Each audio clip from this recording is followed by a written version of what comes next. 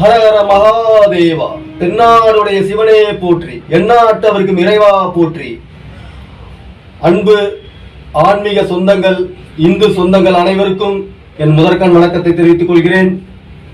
உலகின் புண்ணிய பூமியாம் நம் பாரத தேசம், உலக நாடுகளுக்கெல்லாம் குருவாக திகழும் ஒரு தேசம் என்றால் அது நம் பாரத தேசம்தான்.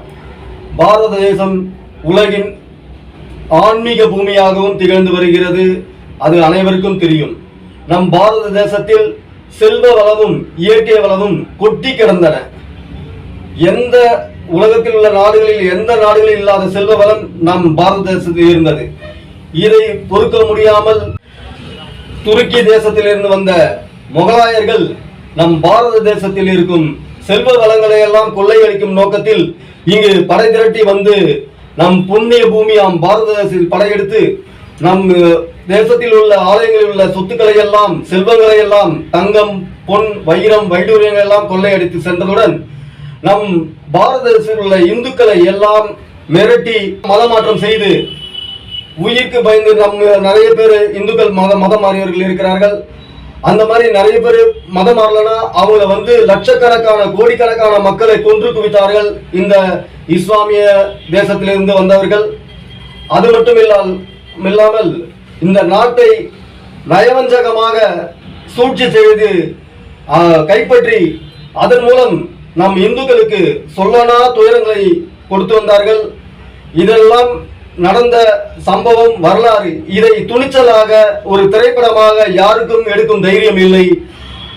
அந்த உண்மை வரலாற்றை தற்போது துணிச்சலாக தைரியமாக நம் புரட்சிகர இயக்குநராக திகழ்ந்து வரும் மோகன்ஜி அவர்கள் இந்த உண்மை சம்பவத்தை திரைப்படமாக எடுத்துள்ளார்கள்.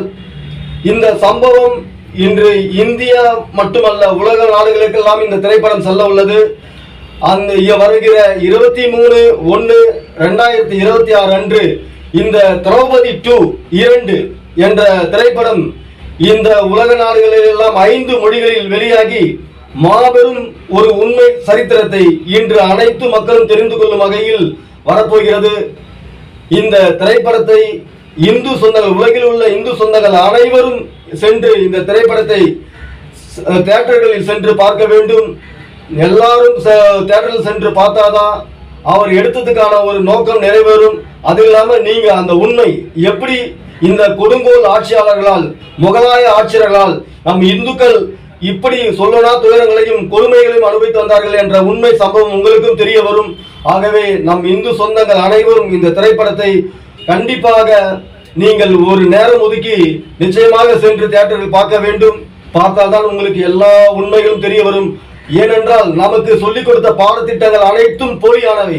உண்மை வரலாற்றை மறைத்து, இந்து மாமன்னர்களின் வீர வரலாற்றை மறைத்து போலியான ஒரு வரலாற்றை தான் நமக்கு திணித்து வந்திருக்கிறார்கள் வரலாற்று பாடம் என்ற போர்வையில். ஏனென்றால் இந்தியாவில் வந்தது எல்லாம் முஸ்லிம் கல்வி அமைச்சர்களாக வந்ததா, அவங்க திட்டம் போட்டு சதி திட்டம் செய்து எல்லா வரலாற்று உண்மை வரலாற்றையும் மறைத்து, அதாவது இந்து மாமன்னர்களின் வீரம் எல்லாத்தையும் மறைச்சிட்டு இந்த கொள்ளடிக்க வந்த முகலாயர்களை பத்தி பெருமையா பேசி பாடத்துல வச்சுட்டாங்க. வரலாற்று பாடத்தை எல்லாம் நாம் மாற்றி அமைக்க வேண்டுமானால் இந்த திரைப்படம் உங்களுக்கு மிகப்பெரிய உண்மைகளை எடுத்துரைக்க உள்ளது. ஆகவே இந்த திரைப்படத்தை அனைவரும் ஆதரவு தந்து மாபெரும் வெற்றியடை செய்ய வேண்டும். நம் உண்மையான வரலாறு மீண்டும் எழ வேண்டும்.